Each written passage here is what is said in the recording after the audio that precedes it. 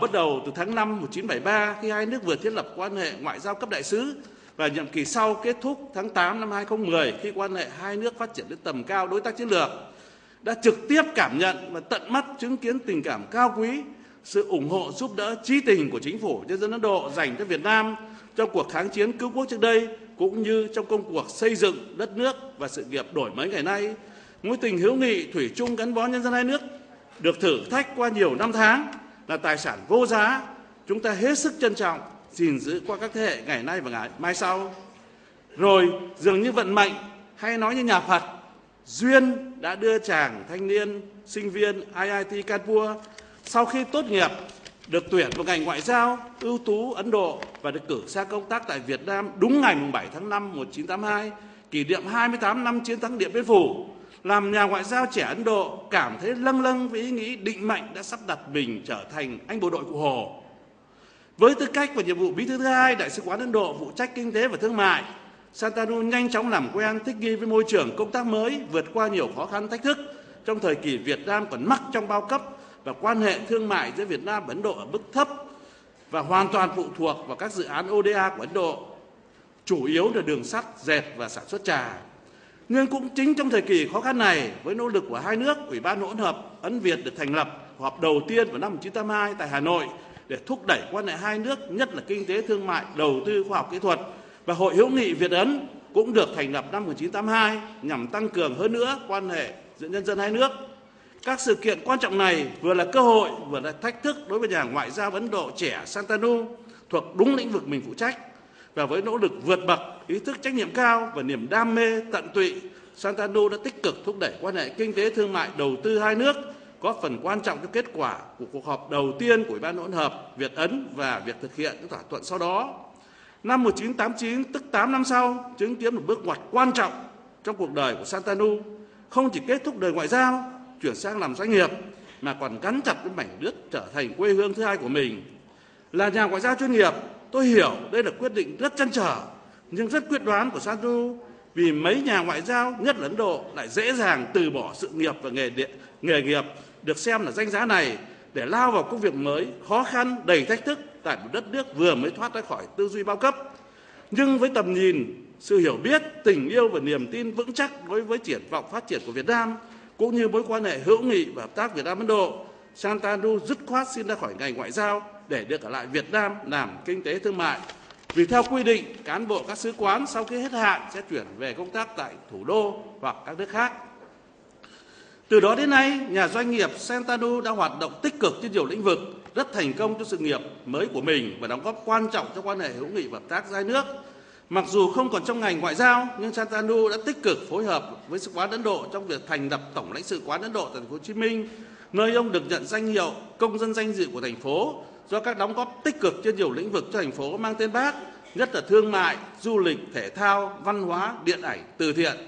Ông cũng đã phối hợp chặt chẽ với Đại sứ quán Ấn Độ và Tổng lãnh sự quán Ấn Độ tại Thành phố Hồ Chí Minh lập phòng thương mại Ấn Độ Incham năm 1998, do ông làm chủ tịch với trụ sở cả Hà Nội và Thành phố Hồ Chí Minh, góp phần thúc đẩy thương mại hai chiều Việt Nam Ấn Độ. Đáng chú ý, từ năm 1995, cùng với gây dựng công ty Ishan International tại thủ đô New Delhi, Shantanu mở các văn phòng đại diện công ty tại Hà Nội và Thành phố Hồ Chí Minh, hợp tác rất thành công với các công ty Việt Nam trong việc cung cấp thiết bị cho các nhà máy thủy điện nhỏ, nhà máy sản xuất dược liệu, nhà máy đường và gần đây nhất là dự án thủy điện Nậm Chiến. Từ những kinh nghiệm và thành công ở Việt Nam, Ishan International mở rộng hoạt động cả trong nước với văn phòng cả Mumbai, Noida và vươn tới Manila, Philippines. Tôi nhiệt liệt chúc mừng Shantanu về những thành tựu trên và tất cả những gì anh đã làm cho Việt Nam cũng như cho quan hệ Việt Nam-Ấn Độ. Thưa quý vị, phần tiếp theo tôi định trình bày một số nét chính về mối quan hệ hữu nghị truyền thống hợp tác toàn diện Việt Nam-Ấn Độ, trong đó có sự đóng góp tích cực của Shantanu, có bản tiếng Việt và tiếng Anh nếu vị nào cần. Nhưng vì thời gian eo hẹp và các vị ít nhiều cũng đã nắm được, nhất là qua các hoạt động vừa qua kỷ niệm 40 năm thiết lập quan hệ ngoại giao cấp đại sứ và 5 năm đối tác chiến lược Việt Nam-Ấn Độ, nên tôi xin phép dừng tại đây. Chúc các vị mạnh khỏe, an lạc, mọi điều toại nguyện. Chúc người anh em thân thiết của chúng ta Shantanu cùng gia đình mạnh khỏe, hạnh phúc, nhiều thành tựu hơn nữa trong sự nghiệp của mình. góp phần tăng cường hơn nữa mối quan hệ hữu nghị truyền thống và hợp tác toàn diện và đối tác chiến lược Việt Nam-Ấn Độ. Xin chân thành cảm ơn. Srivastava sẽ cùng nói đôi lời chia sẻ với tất cả chúng ta.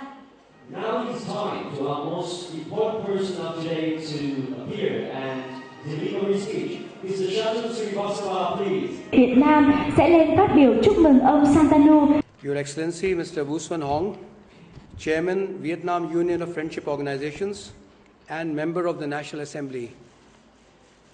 Kính thưa ông Vu Xuân Hong, Chủ tịch Liên hiệp các tổ chức hữu nghị Việt Nam, đại biểu Quốc hội. Your Excellency, Mr. Nguyen Duy Nguyen, former Minister of Foreign Affairs of Vietnam. Kính thưa ông Nguyen Duy Nguyen, nguyên Bộ trưởng Bộ Ngoại giao Việt Nam. Your Excellency, Mr. Dang Huy Dong, Vice Minister, Ministry of Planning and Investment. Kính thưa ông Đặng Huy Đông, Thứ trưởng Bộ Kế hoạch và Đầu tư Việt Nam. Your Excellency, Srimati Preeti Saran, Ambassador Designate of India to Vietnam. Kính thưa bà Preeti Saran, Đại sứ bổ nhiệm của Ấn Độ tại Việt Nam. Your Excellency, Ambassador Vu Quang Diem, Vice Chairman VIFA and former Ambassador of Vietnam to India. Kính thưa Đại sứ Vũ Quang Diệm, Phó Chủ tịch Hiệp hội Hữu nghị Việt Nam Ấn Độ, nguyên Đại sứ Việt Nam tại Ấn Độ. Your Excellency, Mr. Ha Minh Huế, Member of the National Assembly and Vice Chairman VIFA. Kính thưa ông Hà Minh Huệ, đại biểu Quốc hội, Phó Chủ tịch Hội Hữu nghị Việt Nam Ấn Độ. Madam Chu Thuy Quỳnh, Vice Chairperson VIFA and former Member of the National Assembly. Thưa bà Chu Thúy Quỳnh, Phó Chủ tịch Hội Hữu nghị Việt Nam Ấn Độ, nguyên đại biểu Quốc hội. Mr. Lalit Malik, scholar and an old friend of Vietnam. Thưa ông Lalit Malik, học giả và một người bạn cũ của Việt Nam. Honorable members of the press, distinguished guests, ladies and gentlemen. Thưa quý vị đại diện các cơ quan truyền thông, thưa các vị khách quý, thưa quý vị và các bạn. Last year has been historic for our two great nations as we celebrated 40 years of establishment of full diplomatic relations, the year of friendship, and 5 years of establishment of strategic partnership. Personally, for me, it's a matter of great pride also that I am celebrating 30 years of a close and rewarding relationship with Vietnam. I recall with nostalgia the day I landed in Hanoi as a young diplomat on deputation to the Indian Embassy. 30 years have gone by like the beautiful water of the Ganges flowing through the Himalayas, or the scenic waterfalls in the highlands of Vietnam, each year bringing with it a new experience, a new challenge, and a new opportunity. It's filled with emotions today as we celebrate this beautiful relationship of love, respect, and cooperation. This is indeed a great honor for me and my family, and I'm grateful to the government and people of Vietnam for the love and support given to us at every stage. I'm also grateful to my country, India, and my friends around the world for helping me in my efforts to build closer and mutually beneficial ties between the two countries. I strongly believe that every milestone in life is not an end, but the beginning of a new journey. I would therefore like to once again dedicate myself with passion and determination to bring our two nations even closer in every aspect of our strategic partnership and people-to-people contact. It was indeed an honor for me that the President of Vietnam conferred the Friendship Order of Vietnam in 2003 and the Vietnam Union of Friendship Organizations the Medal of Peace and Friendship Among Nations in 2006, followed by the pride of place in the book published by VUFO listing best friends of Vietnam. It was also a great honor that my efforts were recognized in India by the government and a number of organizations across the country. In school, I used to admire Uncle Ho for his resilience, vision, and determination to achieve freedom for Vietnam and his mission to spread peace and friendship around the world. I find a lot of similarities between Mahatma Gandhi, our father of the nation, and Uncle Ho, as both of them sacrificed their lives in the service of their countries. Mahatma Gandhi used to say, स्वाधीनता किसी भी दाम पे महंगी नहीं होती, ये तो जीवन का आधार होती है, which means independence is never too expensive at any cost. It's the basis of life. And Uncle Ho used to always say, "Kham ko zi kui han dok lap tu zo," which means that there is nothing more precious than independence and freedom. What a remarkable similarity in the thought process of the two greatest leaders of the world. Ladies and gentlemen, India and Vietnam are true friends who have been cooperating closely for centuries. For India, the strategic partnership with Vietnam is undoubtedly important and figures prominently in its Look East policy. Also, the Indian people have great admiration for the people of Vietnam for their strong sense of discipline, capability to sacrifice, and a deep commitment to their national cause. I have had the opportunity to witness the process of integration and economic reconstruction in Vietnam after long years of war, and watch with satisfaction the relations between India and Vietnam evolving over these years. In this process, I have also developed great admiration and respect for the Communist Party of Vietnam for achieving independence for Vietnam, successfully reuniting the country, and helping Vietnam to become an economically strong nation in the Asia-Pacific region. It was a matter of privilege for me to have mobilized the Indian business community and established the Indian Business Chamber in Vietnam in 1998 as its founder chairman.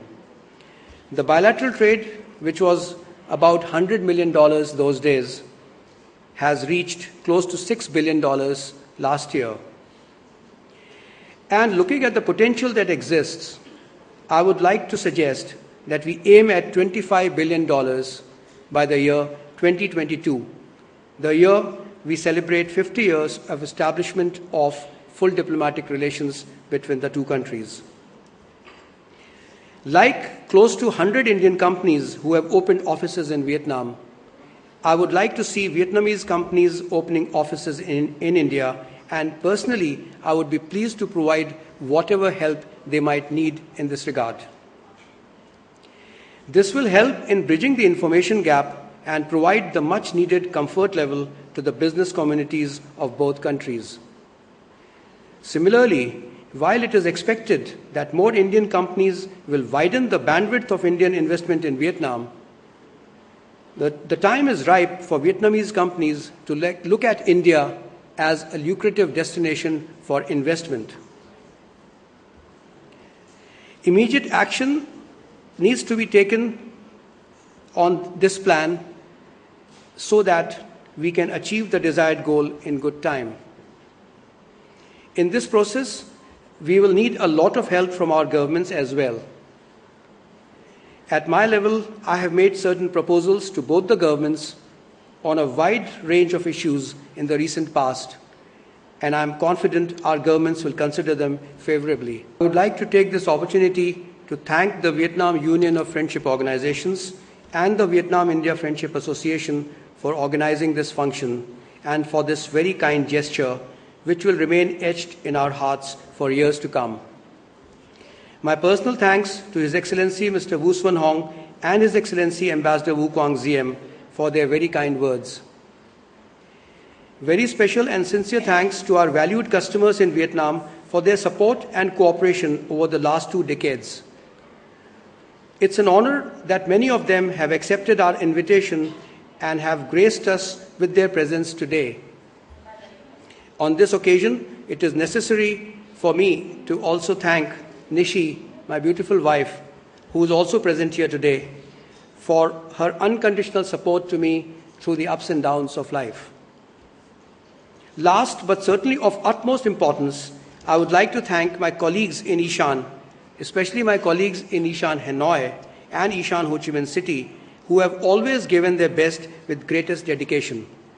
My very special thanks also to Mr. Indranil Sen Gupta, the Managing Director of Tata Steel, for giving us his full help in the last 7 to 8 years that he has been based in Vietnam.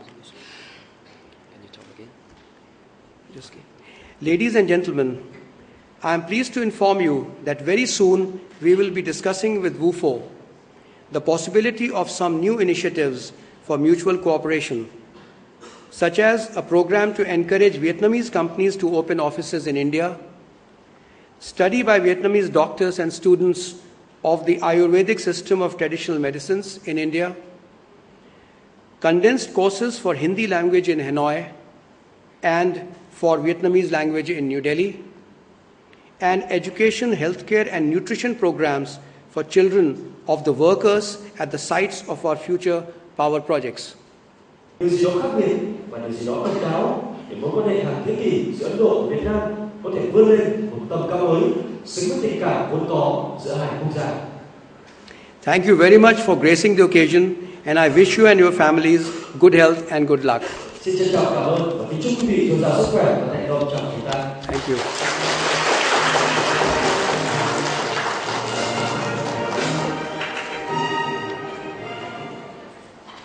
Xin chúc mừng ông Shantanu Srivastava, người bạn thân thiết của nhân dân Việt Nam trong dịp gặp gỡ nhắc lại 30 năm nghĩa tình giữa ông và đất nước Việt Nam, quê hương thứ hai vô cùng yêu dấu của ông. Congratulations to Mr. Shantanu Srivastava, close and beloved friend of the Vietnam people who have experienced a 30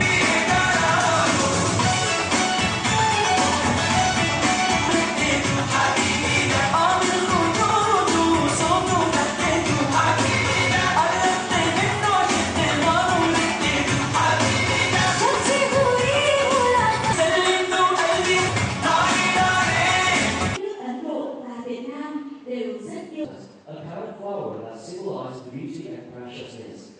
Happy to see you. Cô ấy cậu, tôi tên trước. Ở đây là quả là enjoy. Just you remember that when we shot this, there was a can of Coca-Cola lying here.